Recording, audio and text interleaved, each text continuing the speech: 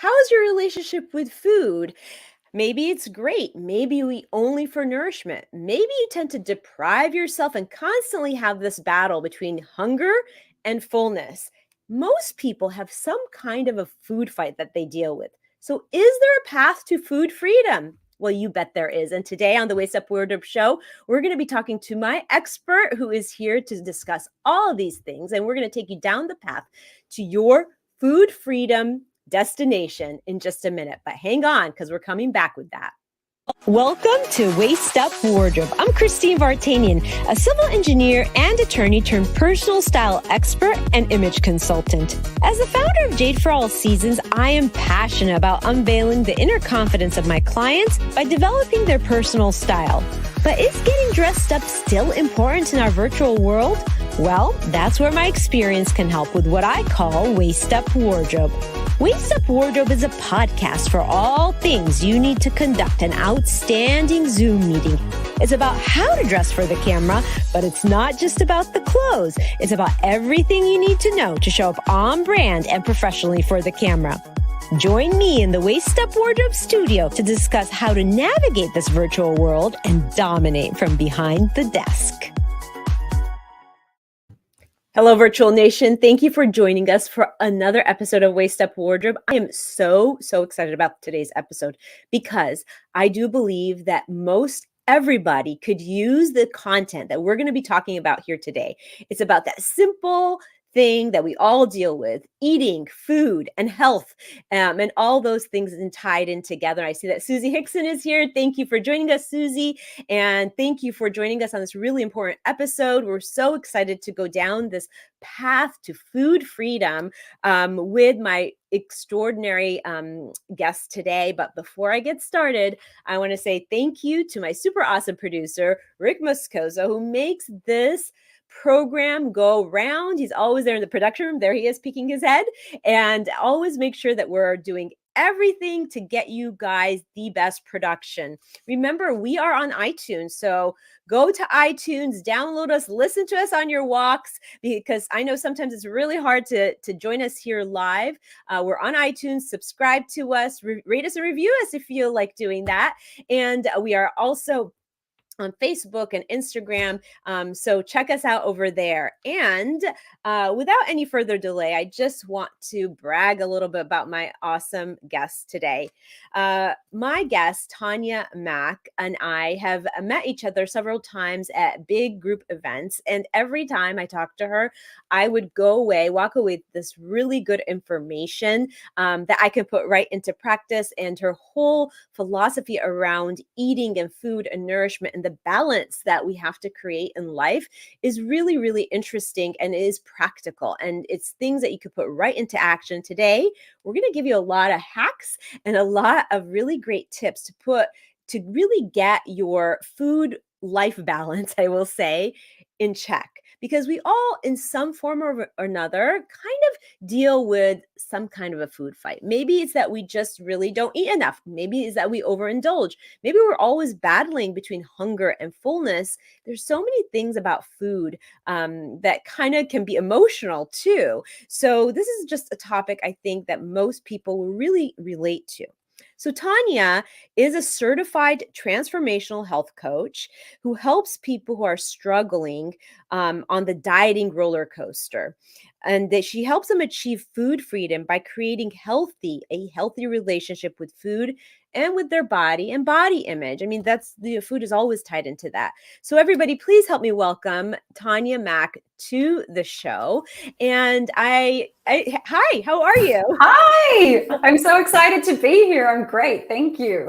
Yeah, it's such an important topic. I think everybody would benefit from this, no matter where you are on your health, fitness, diet journey, the way you eat and your meal planning. So I think I'm really, really thrilled that I could bring an expert on that can talk to that. But I want to learn a little bit about your background, Tanya. Mm-hmm.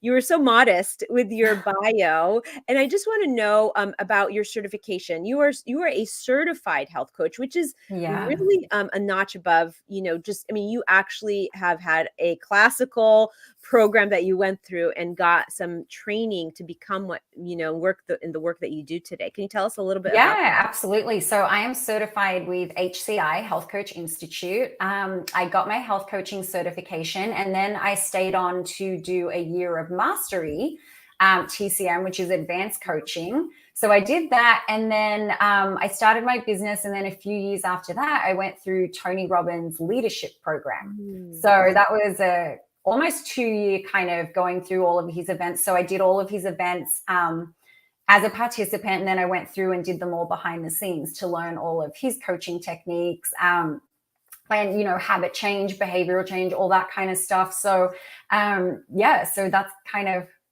what I've been up to, and how I got my You've been certifications. and you've been doing this for a while. I mean, with all that background and Yeah. all the work that you've been doing, this is not something that you just decided to do on a whim. This is personal to you. This is something that you really understand the experience, the strife and struggle that different types of people have with different ideas of food. I mean, and food is not always just about overindulging. It could be about food restriction, right? And it could be about how do you manage being out socially, which we're all going to be talking about. We're going to be talking about all of that in just a second. But I want people to get to know the real Tanya Mack. Yeah, let's do it. So the reason I got into this, actually, I was an esthetician in my past life in Australia, and then when I moved to America, I married an American 16 years ago. And so when I moved here, we both got our real estate licenses and started doing real estate. But I had a true passion for health and wellness, because in my late teens, early 20s, I started gaining some weight. And so I come from a family with no filter who would say things like, oh, do you really think you should be eating that bread? You're getting a little tubby, and that kind of stuff. And so I was like, oh my gosh, what do I do? So I didn't really have any healthy role models per se. And so I just did what most people do, and that's go down the fad diet, route. And so I went to the bookstore and I got every book there was about dieting. And so that really led me down my journey of fad dieting. And so after all that dieting, I ended up developing binge eating disorder. And so I was stuck in that vicious cycle for so many years. So I would restrict and then binge and restrict and then binge. And, thankfully I really dislike throwing up, so I didn't add bulimia to my list of disordered eating, but it was quite the struggle. Yeah. Yeah. Wow. So it's incredible. I personally did not know the depth of your journey in terms of personally. So Right. that, and this is my thoughts on the things that become our purpose in life, is that your biggest gift always lies next to your deepest wound. And it, having been Absolutely. through all those cycles, I mean, it really does make you an expert at helping somebody that's going through that. And if that, and really the whole spectrum, like the worst case scenario to those who just really need somebody to just get them organized when it comes to food, right? And meal Right. planning. So that is really interesting. Thank you for sharing that. Because I think people really need to understand that this is not something that just a small part of the population goes through. Oh my gosh, no. Most people have something around food, and it's not always about overeating, and it's not always No. about total restriction. It could be all sorts of things in the middle. We're going to get into that. But I want to do some rapid fire with you. Oh, So let's do really quick, it. cats or dogs? Dogs. Oh, do you have any? Yeah, I have one that I rescued about 8 months ago. So we had a 16-and-a-half-year-old baby, and he passed. And so we adopted another one, and he's just such a troublemaker. I love him. I love them too. I have a couple of my own, and they were my I've pandemic seen yours. dogs. They're like doodles, right? Yeah. Yes, they are. They are. I love them. Susie is reiterating that thought that your biggest gift lies next to your deepest wound, and it's Right. really, really. Here's the thing about that statement. I really resonate with that idea so much, because I feel as though when you're in business for yourself as an entrepreneur, we go through such highs and lows. And in the times Absolutely. when there are lows, when you feel like, is this really worth it for me to continue doing it? If you're connected to the deep why you do that that visceral connection, which usually lies next to your deepest wound, you'll never fail. You'll always pick up yourself again and go, okay, I'm going to try something Absolutely. different.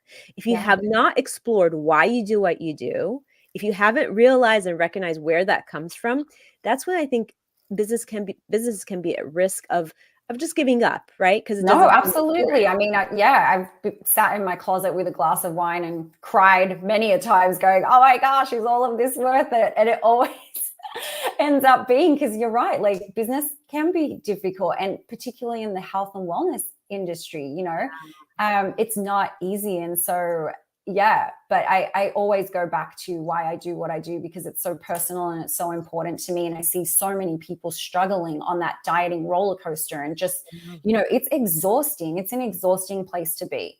And Yeah. so having that food freedom, oh my gosh, that's really why I do what I do. And I keep going Yeah. back to that, even the days where I think, oh my gosh, this is too much.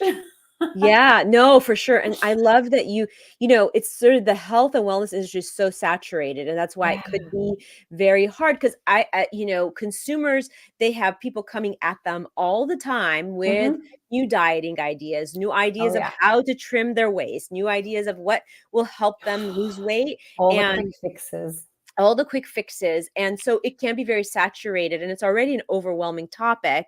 and Mm-hmm. i and I just have one more question before we get into the meat and potatoes, and I just want Yeah. to also highlight that Susie is reiterating that the statement that I made before, about just your biggest gift lying next to your deepest pain, is something that was really impactful. I really appreciate you saying that, Susie. Oh, that's If awesome. we all just thought about it a little bit, I think we can all get to that purpose, the driven business that we've Right. created, right?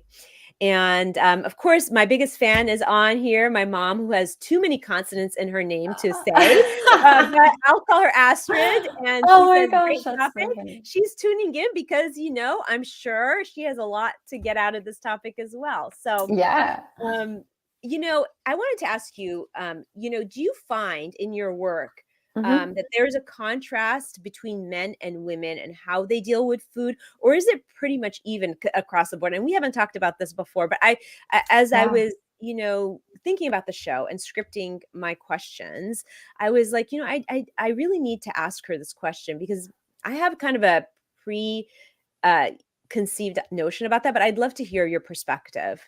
Yeah. Oh my gosh, that's a great question. So, men and women are extremely different, right? Yeah. But I have to say that when it comes to food issues or dealing with weight loss and that kind of stuff, we're all pretty much the same. My first success Mm. story and my first transformation was actually my husband, believe it or Wow. not. So he had tried to lose weight the conventional way several times, restricting calories, and he lost a significant amount of weight, like I don't know, 3, 4 times, but always ended up gaining it back. And so, it's extremely difficult to coach friends and family, particularly your spouse. So anyway, over time, he would hear me talking to clients, and he started really paying attention to the things I would talk about.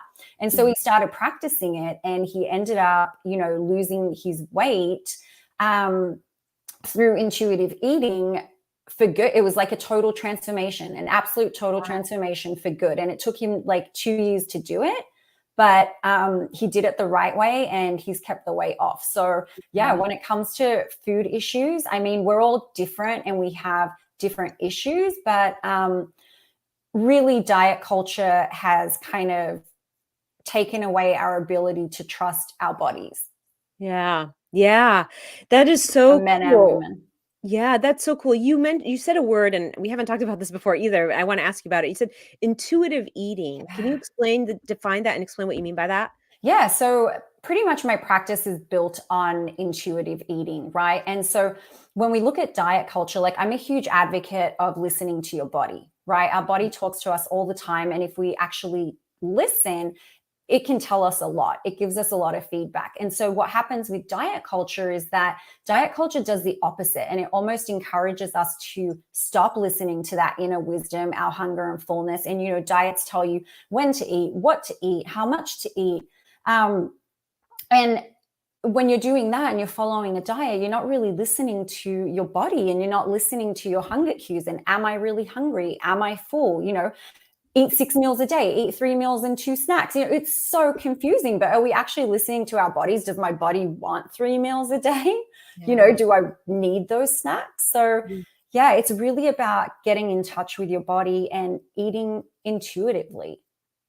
I love that. I totally resonate with it. I'd never put like a label on that, Mhm. but the idea of that eating is really kind of a personal thing. It's very Yeah, customized to who you absolutely. are, what your metabolism is, what your age is, who you are, what your lifestyle is. And the idea of intuitive eating is more than just being in a cookie cutter menu diet. It's more about what is your life like and what do you need to keep sustenance and to keep satisfied, Right. right? Well, what I works love for that. me may not work for you. So, Yeah. people always say, "Oh, you give nutrition plans?" And I said, "Absolutely not." And they're like, "Wait, I don't get it." And I'm like, "No, I teach you how to eat in a way that actually suits you, your lifestyle. If you hate being in the kitchen, I'm not going to have you stand in there and, create all these meals from scratch. So we're going to work around your lifestyle, we're going to work around your tastes, and we're going to work around what you actually enjoy eating." Yeah. Oh, that is actually, I think that's where all the goodness lies, right? Mhm. Because if you're doing something that's so forced, if you're following a diet that's so forced, that's so out of your comfort zone, you might succeed for a while, Right. but then at some point in life, it's not gonna work anymore. So Of I course. and I just I totally understand, and I mean, as you're explaining it, it just makes more and more sense. And Susie was saying she was kind of like, that phrase that you said about diet culture has taken away our ability to trust our bodies Yeah. as a very profound statement. And it's interesting because, I never thought about that. That is really insightful.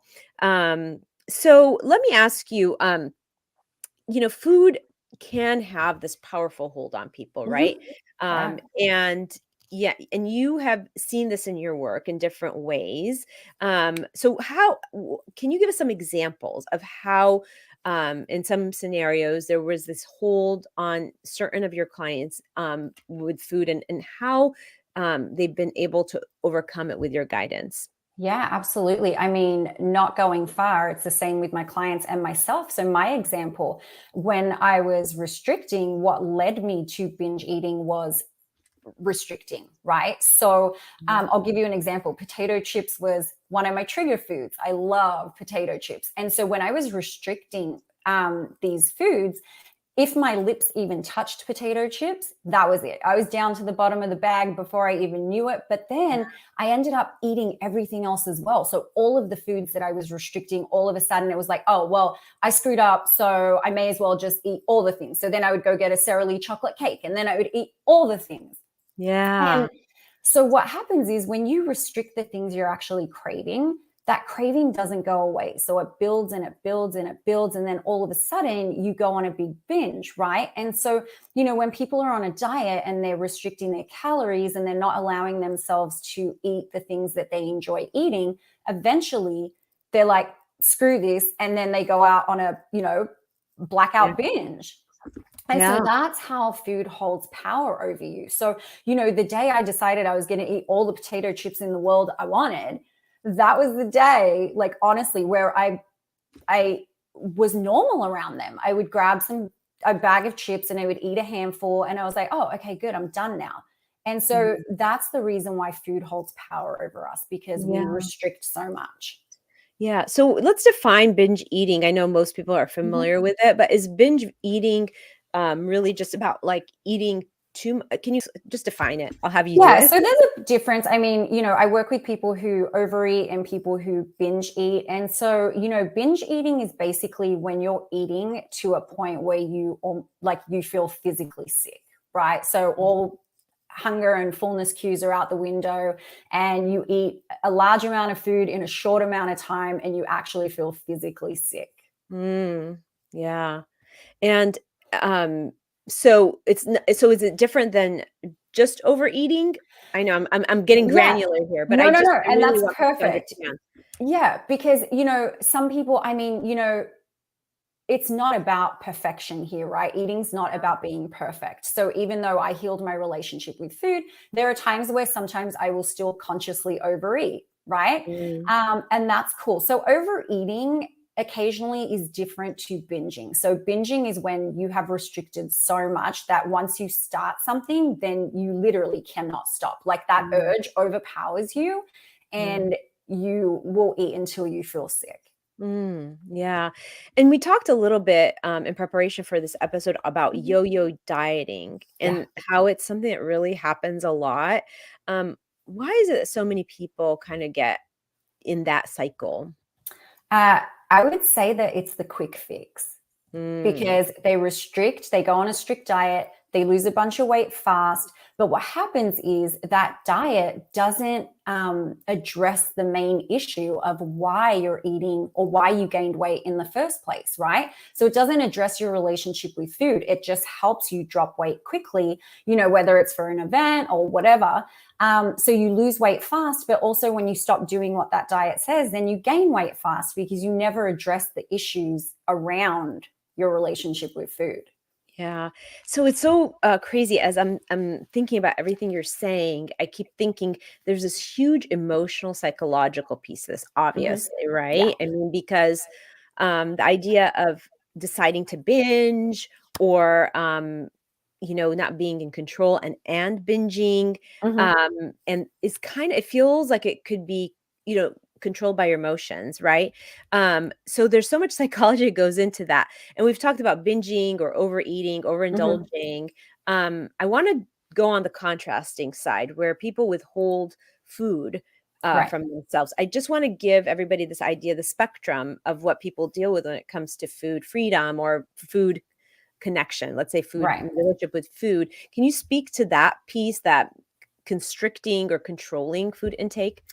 Yeah. So I feel like with that, particularly restricting food is, we feel a lot of times we feel like we don't have a lot of control over things, right? And in order to have control, people will use that with food. So if I'm able to restrict my food, that's one area in my life where I feel like I have control over, right?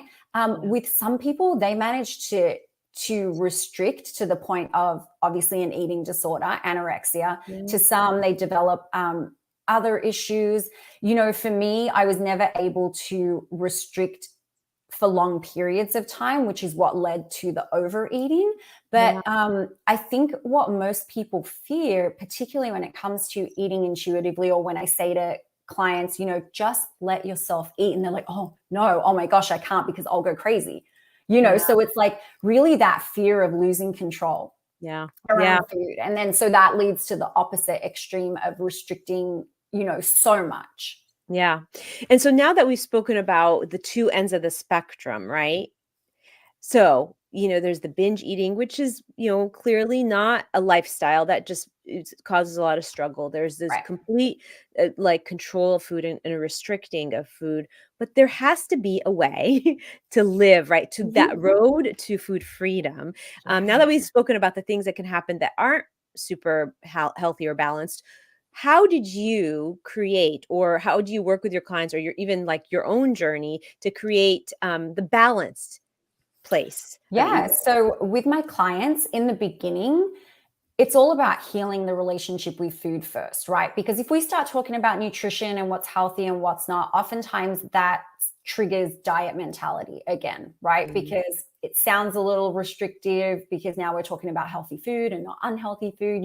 So first I just start by like putting all food on an even playing field, right? So eliminating food labels, good, bad, all that kind of stuff, like basically unlearning everything diet culture has taught you, right? So there's a Yeah. lot of unlearning to do first. Then we start learning about how to listen to your body. So understanding those cues, knowing that you have inner wisdom, knowing that your body totally knows, how much food you need and what types of food you need. So I go about healing the relationship with food first, and then that naturally evolves into, all right, now that I got this whole these control issues off, done and sorted, and now I can relax a little bit around food, then we start talking about nutrition, right? But my deal is, if you want the cookies, keep the cookies, but make them yourself. Make sure you know what you're eating, Mm. right? So I always tell my clients, stop counting calories and count chemicals instead, because that's going to make the biggest difference I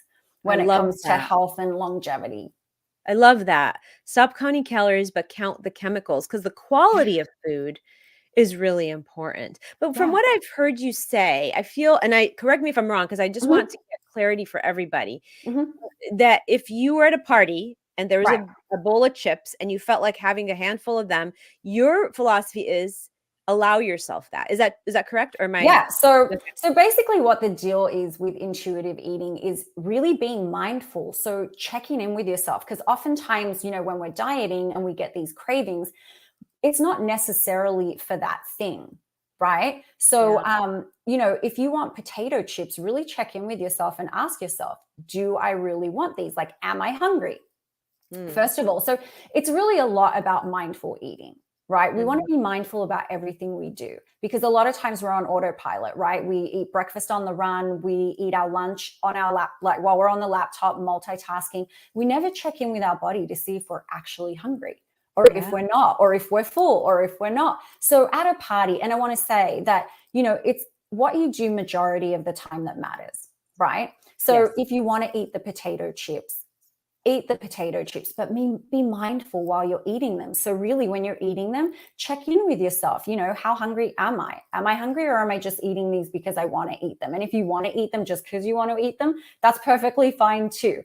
But be mindful as you're eating them. And then when you've had enough, then just be done, right? So Yeah. I'm making it sound easy. It's a lot more complex than Yeah. that, because coming from diet culture, you have a lot of conditioning and many years of, you know, acting in certain ways and behaviors. So there are a lot of habits and patterns to break around this. But yes, if you want the potato chips, eat the potato chips. So Yeah. really just honoring your body, honoring what you want. And the more relaxed you are around food, the Mm, easier this process is. So food rules and being rigid and that kind of behavior is what keeps us stuck. And it keeps us interesting. not being able to enjoy our food or really just tune into our bodies.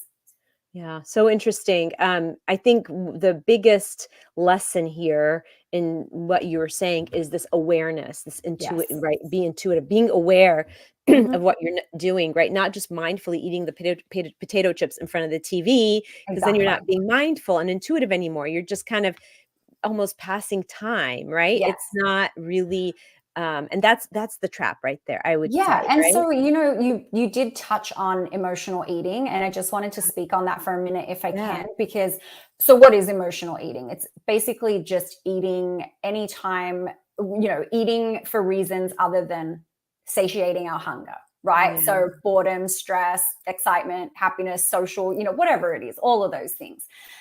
So what I like to do is really practice the mindfulness in these places and just be like, when you have a craving or you're reaching for food, really just check in with yourself and say, am I hungry? Because if you're not hungry and you go eat something, it's not going to satisfy you. So what you're looking for, you're not going to find in the fridge, right? Yeah. Because what you Yeah. might be looking for is just a conversation with someone, or getting outside and going for a walk, or maybe just a big glass of water. Because if you're emotionally eating, there's some kind of discomfort or situation that you're trying to avoid, Yeah.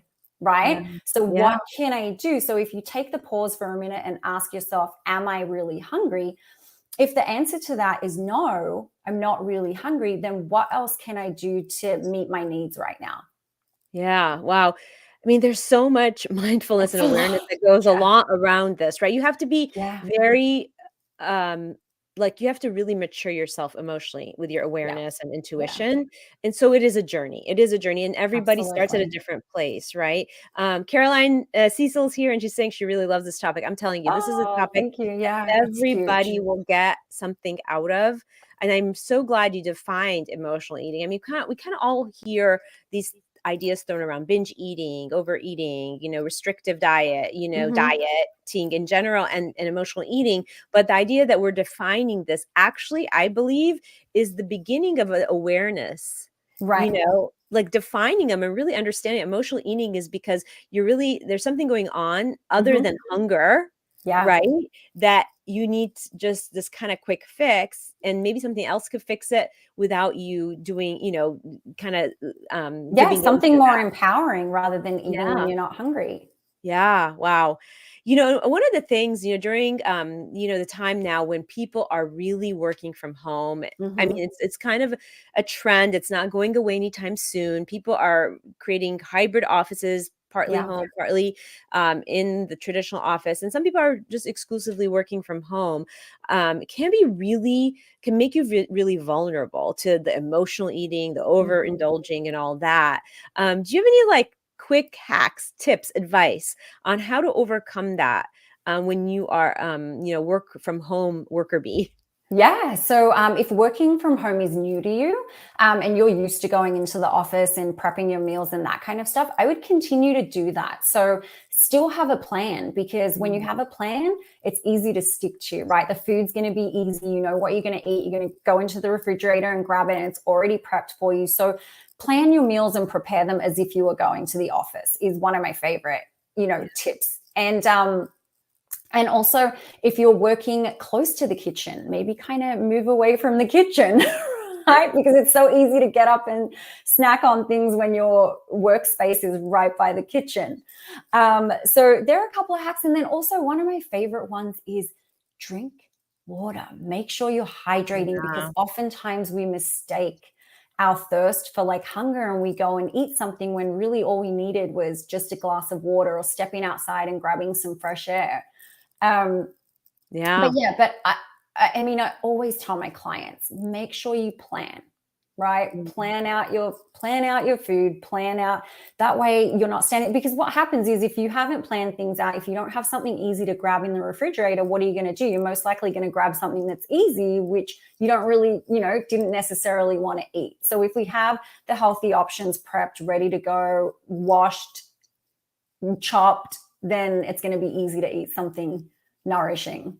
Yeah, for sure. So awareness and planning, those two thoughts and Always ideas are plan. really big when it comes to kind of mending that relationship with food, or creating a food freedom. Is being the planning piece is really important. Just as awareness is of what Right. you're putting in your body, and why you're putting it into your body at this given moment, right? Yeah. So I'm curious, because I think I always like to work off of examples, because Mhm. I'm curious. Give us, and like you said, everybody's different, but I'm just Right. curious because I know you've been through that cycle of binge eating and so forth, like Mhm. you explained. What does a day in the life of Tanya look like when it comes to eating versus exercising, that balance, Yeah. or and even if you have indulgences, can you share that a little Oh, bit with us? Yeah. yeah. So a day in the life of me, I've become very intuitive over the years of Mm, practicing being mindful. And so some mornings, if I work out, some mornings will be a smoothie. If I work out really intensively, it might be eating like eggs on toast. But in the morning, I try to be intuitive. And then sometimes I won't eat till like, I don't know, my first meal will be 11 o'clock or lunch. Right. mm, So it really just depends on how I'm feeling. So um, my workouts are intuitive as well. So I yeah. don't, a lot of chronic dieters also have crazy workout schedules. So they use workout as punishment, right? Oh my gosh, I ate a muffin, I ate fast food, whatever. I got to work out twice as hard tomorrow and all of that stuff. And so when you use exercise as punishment, um, you're less likely to want to do it. So you need to switch your mindset from punishment to funishment so that you're still working out, but it's actually fun. Okay. So you're still sweating, you're getting it done, and it's actually fun. And then honestly, again, like my lunch might be some type of salad or something. And I like to eat dinner with my husband. So I typically eat mostly plant-based. I'm not 100% Mm, plant-based, but when I think about putting my meals together, I think about how much life am I eating? How much life is there on my plate? Because if your plate looks dead, you're going to feel dead, right? If mm. you eat a lot of processed foods, you're going to feel processed. So when you look at your plate, my intention always is to eat the rainbow and to look at my plate and go, damn, this looks good. Right. Yeah. So lots of fresh stuff, things that nourish you, fresh fresh fruits and vegetables, but lots of life. That's my motto. I tell everybody, eat life and you will feel good.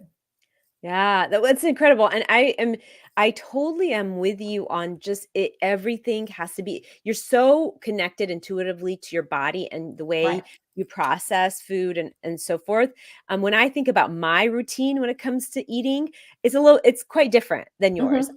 I tend to really like to plan my meals, and I like to plan them similarly every single day because Right. it feels safe. I like everything on my plate to be something I enjoy, so Yes. even though a lot of times I eat the same thing, I know it's something I really, really love. Yes. Um, but and so that's the way I get around not feeling satisfied or like feel like Right. I don't want to feel like I'm depriving myself. So for instance, I eat like 2 eggs in the morning with 2 cups of coffee, at different times. And then I eat like I have a tuna salad that I make, like all the Hmm. things I really love. And I Yeah. do actually allow myself, and I know this everybody's different, right? I'll Yeah. allow myself either a dessert or a cocktail on Friday nights, but I won't do it all the time because for me, my body, the way it Yeah. reacts, but it makes me sa it makes me feel satisfied, and I end up looking forward to it, you know? Yeah, that's Mm. great. And honestly, thank you for touching on the satisfaction factor because that's Yeah, another, that's one of the principles of intuitive eating, being satisfied. So, yeah. making sure that every meal that you eat is something that you want to eat. Because let's just say, you're craving a carrot cake. And then you're like, oh, no, no, no, I shouldn't eat the carrot cake. It's bad. I'm going to eat carrots instead. Well, what's going to happen? You're going to eat those carrots. It's not going to satisfy you, and you're probably going to eat the carrot cake anyway. By this point, the craving is so strong that you'll eat the whole cake instead of just a slice. So, making sure that what you're eating is satisfying is going to help you eat less, right? Because you're going to be satisfied and you're going to stop like looking around, reaching for things. Totally. I mean, and that's why my husband and my kids laugh at me because they're like, "Mom, you're eating the same thing today?" Oh, I'm I'm a like, creature of habit too. I "I know." really am. I'm like, "You guys, it works and I love it. I love my food and I love to Yeah. eat." And this takes me to my next question, right? Hmm. When you go out socially, that I do s- I used to struggle with this more before, and I'm more it's a little bit easier for me now. But when I used to go out socially, I used to go, Hmm. okay, are they going to have something on the menu that is, that feels like I'm not like, I don't feel yuck after I leave. Right. Like, I don't really want to eat Right. big pasta with creamy sauces. I Hmm. kind of like to stay in the seafood arena. Will they Yeah. have something that will satisfy that? So, do you have a hack or advice on how people who are pretty good with their eating, or even like Yeah. when they go out socially, they don't have to worry about, like, what can they do Yeah. to overcome that fear, anxiety Yeah. of eating the wrong thing, because I dealt with that. Absolutely. Yeah, no, Yeah. honestly. So, again, I'm going to take it back to mindfulness. So, when you get there, check in with yourself. How hungry am I? Because if you're Yeah. not that hungry, then ordering an appetizer is going to be great. And that's going to satisfy you and you're going to be good. If you do want the pasta, great, get the pasta. But some tips and tricks I have is if you know that pasta is going to be too much and you're kind of, you'll get full, have the server box it up before you even get started. So get half of it off of your plate so that way Oh, you won't overeat. If you find yourself getting full, have them box it up just so it's not calling you hither, right? How many times have you been at a restaurant and you're full, but you sit there for a little while and then all of a sudden you start picking at it again? And then you're like stuffed. And so I always like to tell people stop eating right when you feel good, right? Where you feel nourished, satisfied, and you feel comfortable, right? Not at yeah. like we do the hunger and fullness scale. And so like from a 1 to 10. So 10 is so stuffed, I need to unbutton my pants. We want to stop at like a level 7 where we are feeling satiated and full. And that way we don't feel uncomfortable. So even if you eat the pasta, you're eating what your body needs, right? So whether, however much that is that you need to get comfortably full, then get the rest of it away. Push your plate away, cover it with a napkin, have the server box it up so you can take it back for later. Those kinds of things are really important. And again, just checking in with yourself and really kind of trying to figure out how hungry are you. And, thankfully, we actually live in a world where, particularly in this country, where restaurants are so accommodating. You could literally just make something up that's not on the menu, and they will make it for you. So they will accommodate pretty much any style of eating, Yeah. and as long as you eat, if it's vegetables you want, I'm sure you'll be able to find a big plate of those. So yeah, fill your plate up with good stuff. Fill it up with the Yeah. rainbow. Fill it up with life. Like, Yeah. I and love then if that. you do want the pasta, that's cool too. Eat it, stop when you're full, and take the rest with you. Love it. I love that. Fill your plate with life is a Mhm. really, really great piece to take away today from this. So it's interesting you said that hunger fullness scale. Yeah. When I was younger, my grandmother used to say, always leave the table a little bit hungry. And I Yeah. think it's not exactly what you said, but it kind of is, just so it's that 7 instead of It's 10, right? exactly that. My Yeah. dad is literally like, he's one of those thin people, has always been thin, stomach attached to his back. And I used to get so mad at him. And I was like, Dad, I don't get it. Like, how do you always eat what you want and stay so skinny? And I would complain all the time. He's like, Tanya, I never leave the table full. I always have room for more. And I was like, huh.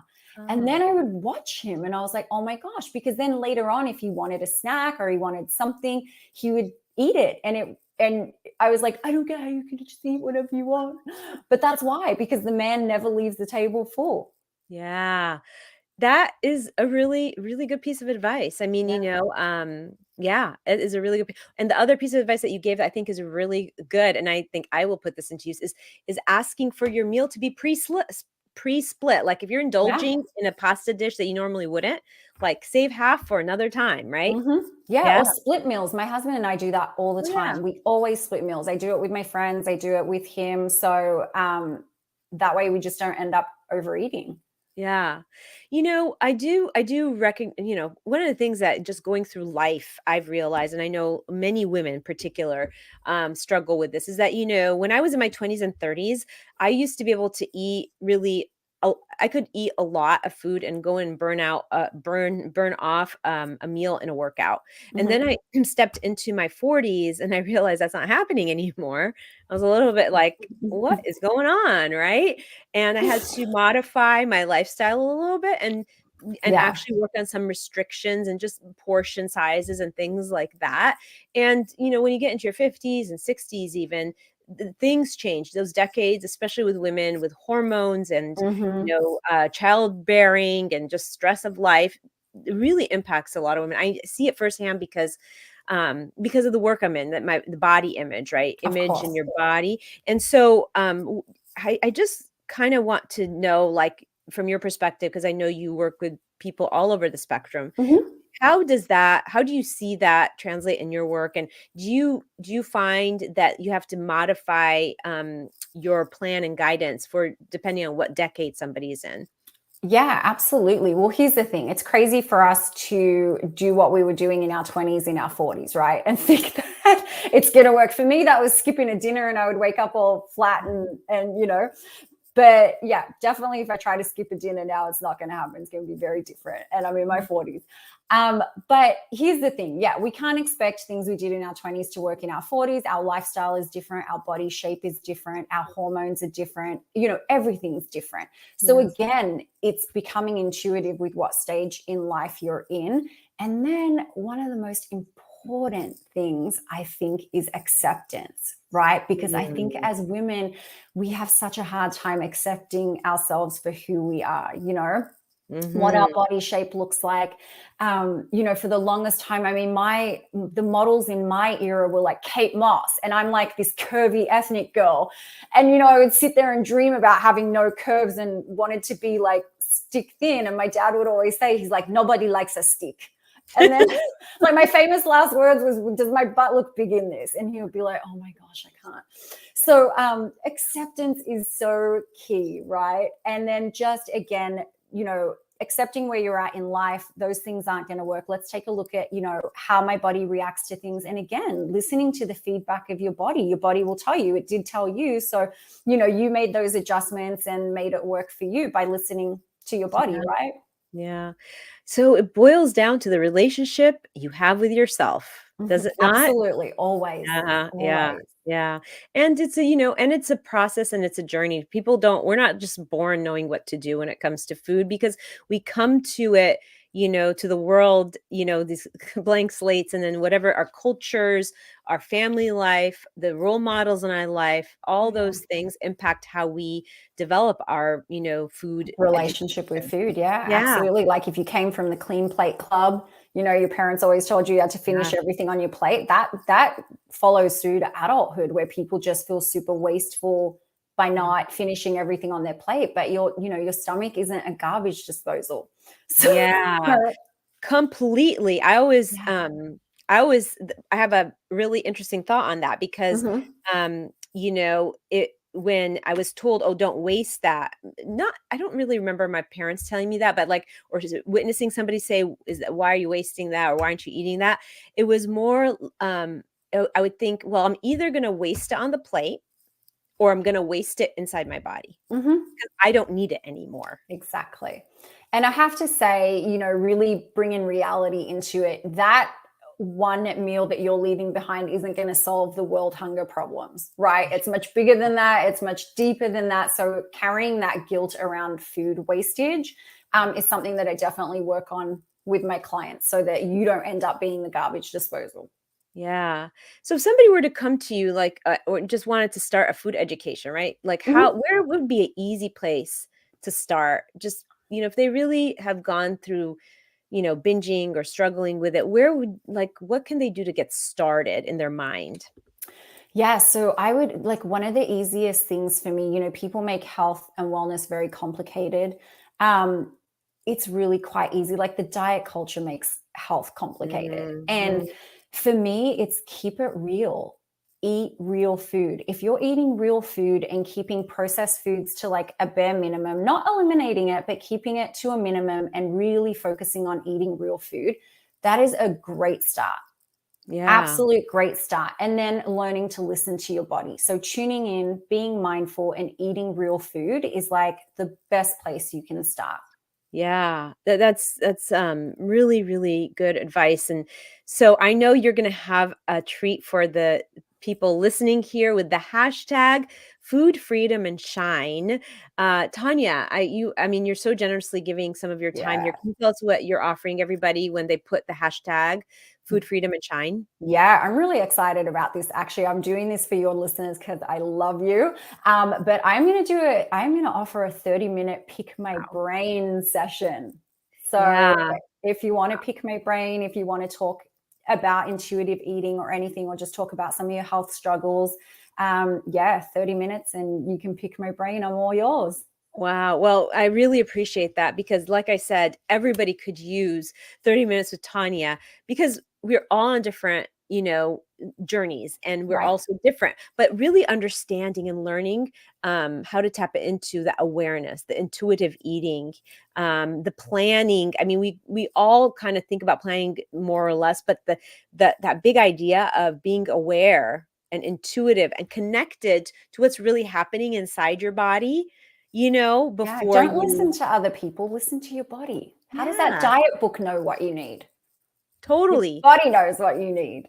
Totally. And I can say that from experience because I know I've experimented with my body so much in terms of Mhm. if I eat this, how is that going to impact me? If I eat that, if this quantity, if I modify, I really, I think it came to me right in my, I would say in my mid to late 20s when I started really being intuitive about what I was doing Right. in terms of body movement and body and just in eating habits because I realized that I was doing all the wrong things and I really hadn't been taught, and you know what? Here's the other thing. It's coming to my mind. I Okay, have sorry. this dream that one day I will create a school. And Oh, in I the love that. school, I will be teaching all the things that you really should be taught as a child, because things like intuitive eating, understanding your body, uh, understanding how to exercise and what moves you, Mhm. as well as, a lot of people say, money sense and all that, but the eating part, because I think and I feel as though a lot of times it's tied into your happiness. The way you feel about your body, the way you're comfortable in your clothes that you're in, the way you present yourself has a lot to do with your image and how you're Mhm. feeling. And it can be sad. It could be hard and sad. It causes a lot of sadness. Don't you agree? Absolutely. Yeah. Absolutely. I mean, Yeah. I So tortured myself in my 20s yeah. with all of that stuff. Yeah. Yeah. Yeah. And I remember like I was studying for the bar exam and I gained 20 pounds and I was like, okay, I'm done with the bar exam. I've got to solve this problem, you Mhm. know? And it was just the overindulging because I was Of course, because emotionally you eating. were stressed. Yeah. Yeah, I was emotionally eating and so that is a classic example of emotional eating. But it's just it's getting the right ideas, getting the right guidance. And Mhm. so if people want to work with you, Tanya, how can they connect with you? Yeah, so you can actually find me on my website, which is tanyamac.com, or you can find me on Instagram at tanyamac. So super easy, just my name. Yeah, and Caroline put the hashtag food freedom and shine, and Oh, uh, awesome. we're gonna go ahead and we're gonna put the website in the chat, just in case people want to check out your website and Perfect. learn more. And this show is, it's evergreen, so people are gonna be watching this all the time. And I just hope that I hope a lot of people watch this because this is so impactful. It really is, and I'm so grateful that you've come on the show to share your knowledge and wisdom and food hacks and the idea that diet culture can actually be counterproductive to how you are Oh, yeah. eating and how you are going to really be able to have that intuitive eating idea.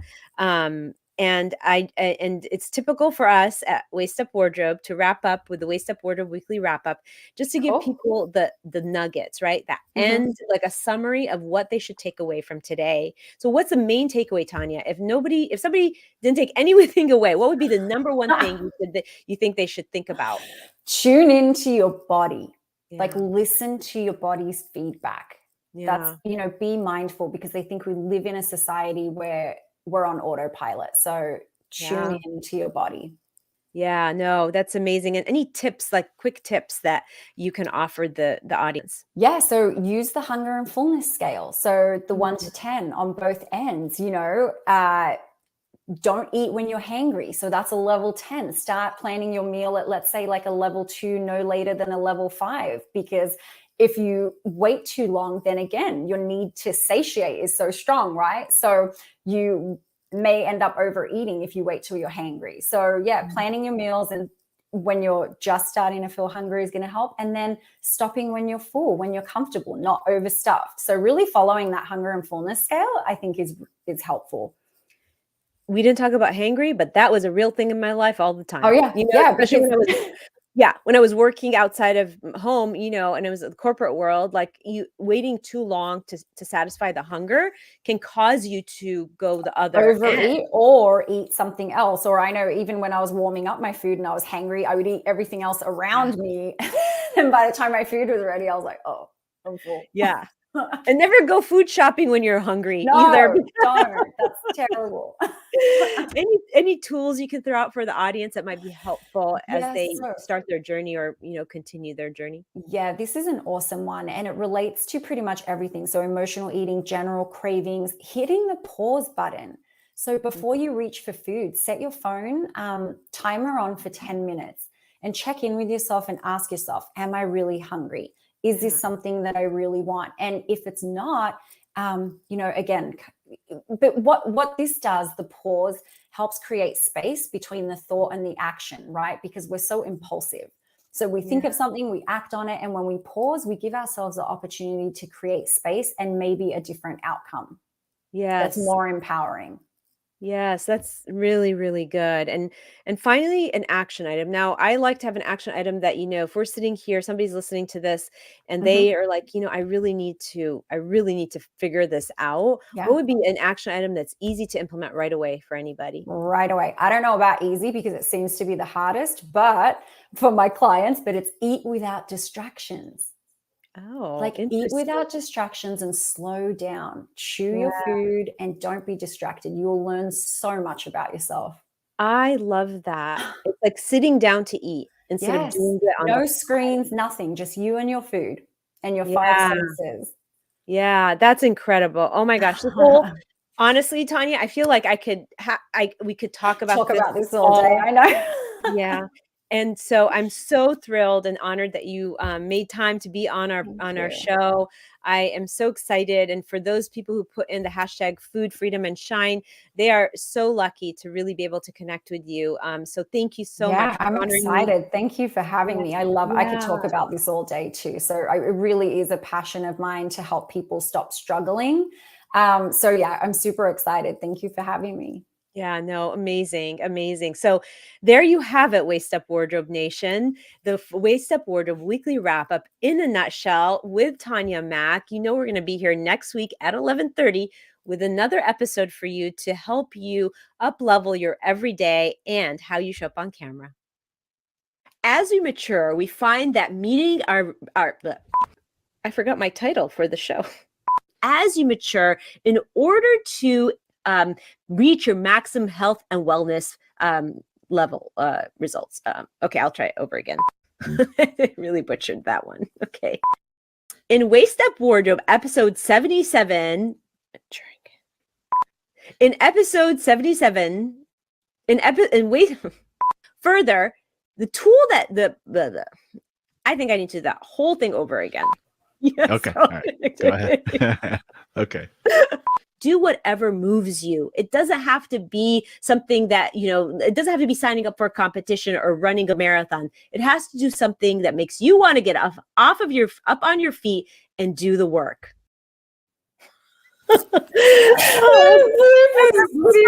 Killed me. I love it because it reminds me of my frustration with videos, and I'm just like, oh, that's why I stopped doing them.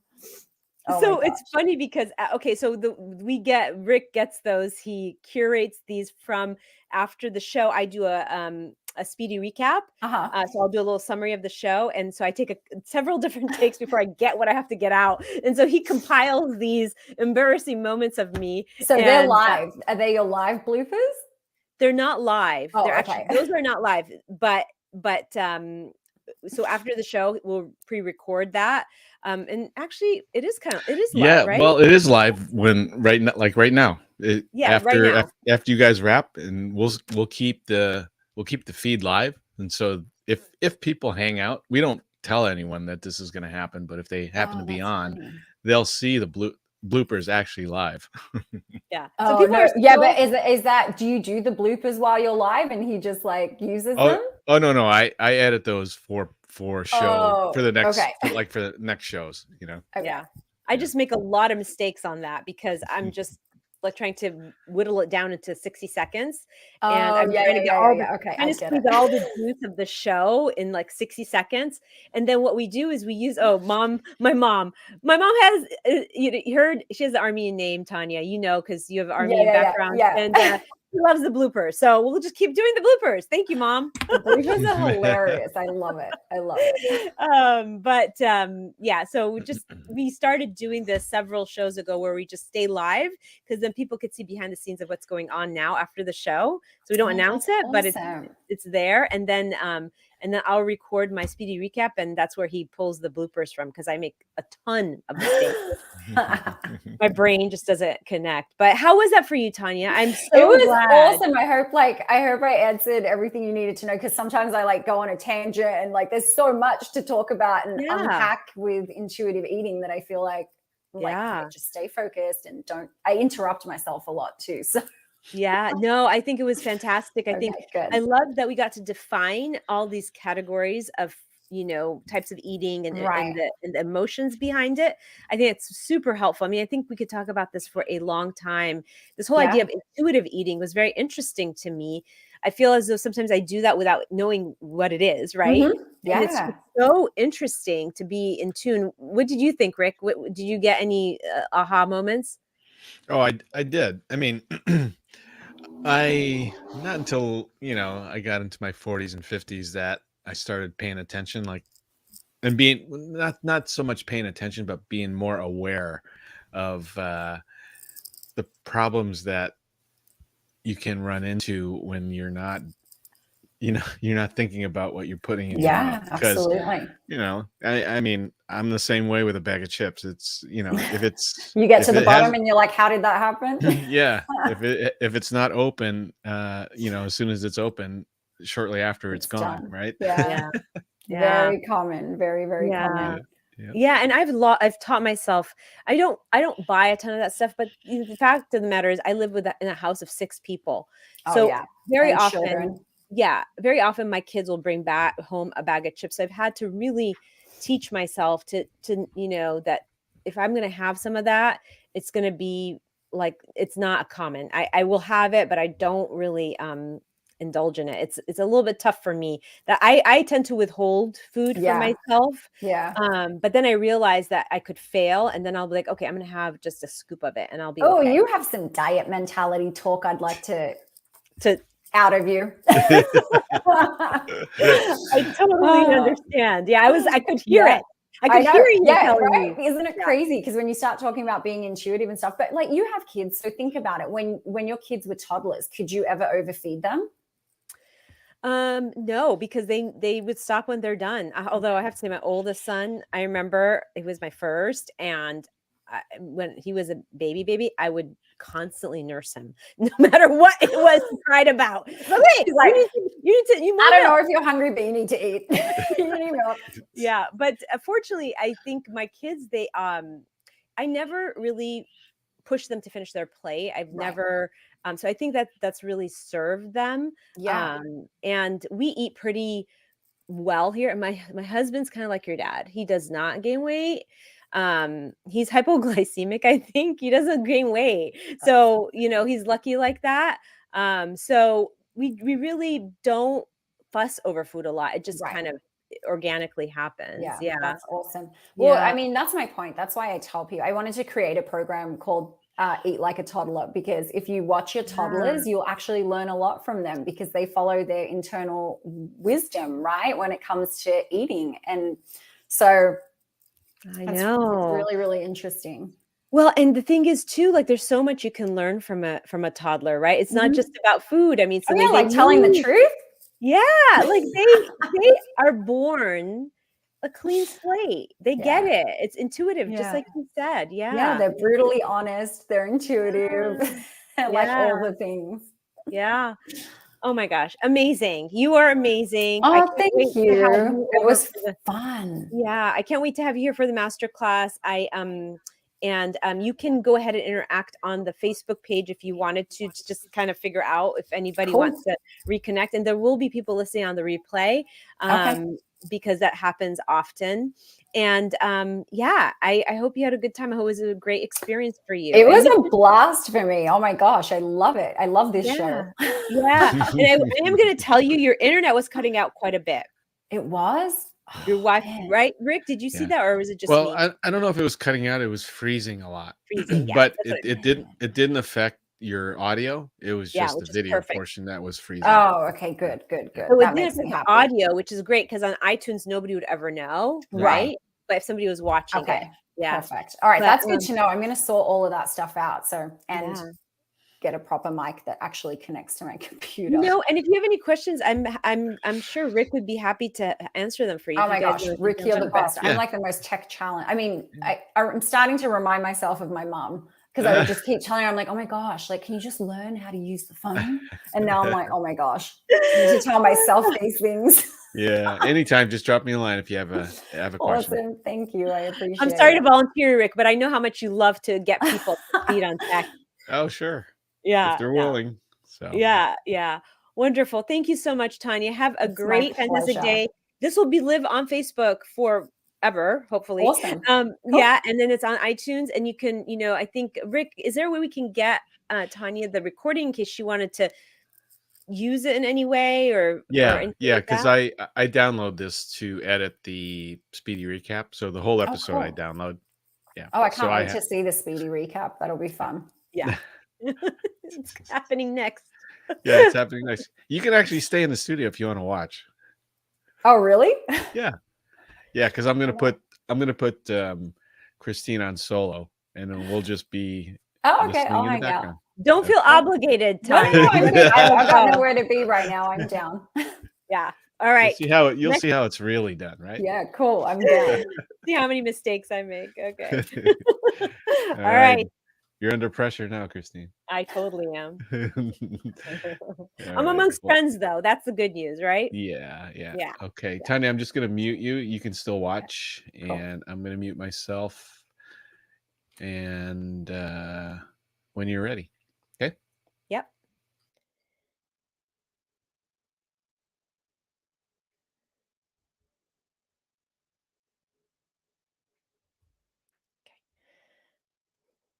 How's your relationship with food? Are you constantly struggling between hunger and fullness? Well, in this episode, we're going to be talking to a certified health coach that will teach us and give us hacks and advice on how to have food freedom so that you can live your healthiest life. Does That that was sound good? good. Yeah, that was good. I That don't know was if I good. want to. Is it okay to say live your healthiest life? I don't know. I just kind Yeah, of. whatever. No, yeah, why Does not? that work? Mhm. That Okay. was okay, Cool. right? Next All right. part. Gosh, one take. Oh my God. Okay. I know. No, there's no blooper material No, yet. not Maybe yet. you need an audience more often. I guess I do. I guess I All right. do. All right. All right. I'm gonna mute again. Here we go. Okay. When you're ready. Uh-huh.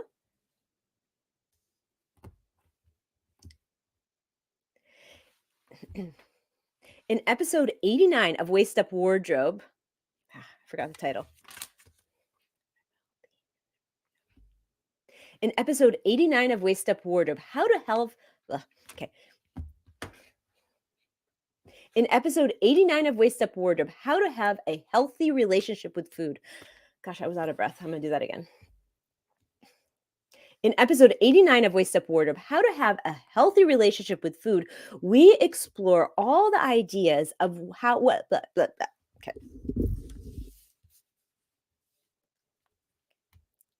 In episode 89 of Waist Up Wardrobe, how to have a healthy relationship with food, we talk to a health coach who will tell us the.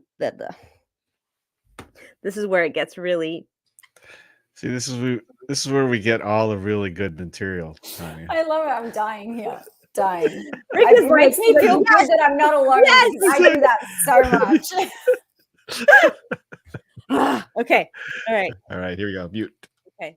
All right.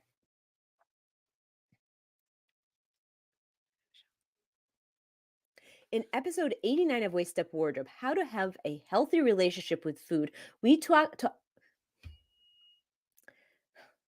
In episode 89 of Waist Up Wardrobe, how to have a healthy relationship with food and achieve food freedom, we talk about. In episode 89 of Waist Up Wardrobe, how to have a healthy relationship with food and achieve food freedom, the Waist Up Wardrobe weekly wrap up in a nutshell was that our health coach told us the main takeaway you have to realize is be aware, eat intuitively. What does that mean? Well, it means think about what you're doing, think about why you're reaching for food. Are you actually hungry, or is there something else going on that's making you want to reach for the food or the wrong kind of food? One tip to really keep in mind is. Okay, I forgot the tips, but can we start from there? Yes, Tip one you can tool. start with tips. Okay. I don't even know what the tips were. Tools. Checklist. Tanya, I'm so happy you're here. What was one tip you gave? To honor your hunger and fullness, or to eat without distractions. Oh, eat without distraction. That was good. Okay. And the tool? The tool was the pause. Set your timer for 10 minutes Okay. before you eat to make sure you're truly hungry. Perfect. Okay. All right, hold on. Let me mute. Okay, go ahead. I have my kids in the background at home yelling. Sorry. Can you hear that, Rick? And the I dogs. cannot. Okay, good. One tip to remember. What? Okay.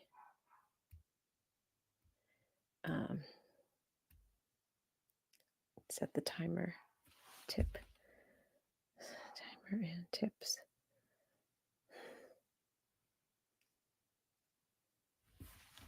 One tip to remember is check in with your body to see why you're wait, I'm sorry. Is that what you said it was, Tanya? The tip is to check in with your body? The tip was to honor your hunger and fullness. Okay. Okay. One tip to Okay, you remember got it? is to on. Hold on, Oh, hold on, sorry. hold Sorry, on. sorry. Yeah, let me just mute so we don't hear anything. Yeah. Okay. Okay, all right. When you're ready, go ahead. I have to do a hair check. Okay. One tip to remember is honor your hunger and fullness, that spectrum of how full you are. And a tool to use is to think about when you're eating on a scale from 1 to 10. Maybe stop eating when you're feeling around 7, because that means that you're probably well nourished and satisfied, but it prevents you from overindulging. And finally, action item. Think about one thing that you can do after watching the show that'll put you right into action to kind of mending and building a better relationship with food. Maybe it's about really pausing before you reach for something, especially you're feeling emotional or bored. Maybe it's creating a plan of eating. So there's so many things that you could do, but the idea of planning and being aware are two key things that you can start putting right into action. Is that good? Yep, that All right. will. Oops, I did hold it. on. Oh my That'll work. God. There you go. It's like I'm trying to I I'm know trying it's so to much pressure and distill. it's a lot of things. I get it. And then Yeah, I'm trying to distill all the important stuff to bring it to the surface. Because what we do with the speedy recaps is now we'll take that and I use it as sort of a lead magnet for the show. So I'll put it out now, I'll put it out in 2 months, I'll put it out later on for people to come back and listen to the show. awesome. I love Yeah, it. yeah. Thank you for being here, Tanya. Thank you for It's my spending extra time with us too. pleasure. No, it was my Appreciate it. pleasure. I loved seeing this. It was fun. And I'll be in touch too, just to talk about the master class too. Okay, Okay. perfect. I'm All right. excited about it. All right. All right, bye. Bye. What So, do we have here? Okay. After I download this, I'll work on your masterclass thing okay, and cool. Because I want to put that out this stuff week. replaced. Yeah, I'll get that Yeah. replaced. Do you think that's going to be fairly, like, is that something I can maybe get by tomorrow, or you think, or how? Because the master class, the next one's going to be on May 3rd, so I kind of want to start pushing out some marketing on that. Yeah, I Pre think promotion. so. I Okay. think so. Because I'm just dropping in new footage. The voiceover is the same. I have Yep. to change out your logo at the end. Yeah. Do I even have that logo? I don't know. Do you? If not, then I can have Lillian send it to you. I think she has it. Let me see. I do not. Okay. Yeah, because that was something new. Okay, let me have Lillian send it to you. Yeah. Okay. That That was a good show. I thought that the content there was really good. Yeah, that was really good. Yeah. So she's Armenian, but she sounds Australian, and the Yeah, accent. she's Her Armenian dad. by way of Australia. Oh, and Oh, then you her know, it was still dad. live. Rick, the link is still live. Is it supposed to Okay. be? Yeah, I edit this out. So Okay. actually, no one sees the banter after, and no one's watching right now anyway. So hold on. Okay. But you want to kill it anyway? Yeah.